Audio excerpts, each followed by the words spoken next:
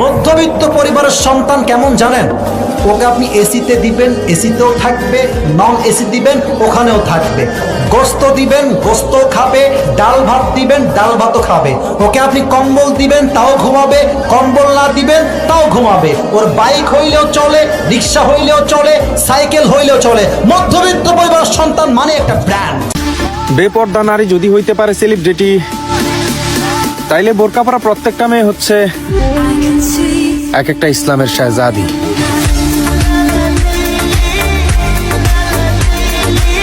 ছোটবেলা ঝগড়া করার পরে এই ডায়লগটা কারা কারা দিতেন? তুই খালি আমাকে বাড়ির সামনে দিয়ে যাইস। একবার দুইবার না, আমাকে যদি 1000 বার জিজ্ঞেস করা হয় পৃথিবীতে সবচেয়ে কঠিন কাজ কি, আমি বলবো মানুষ চেনা।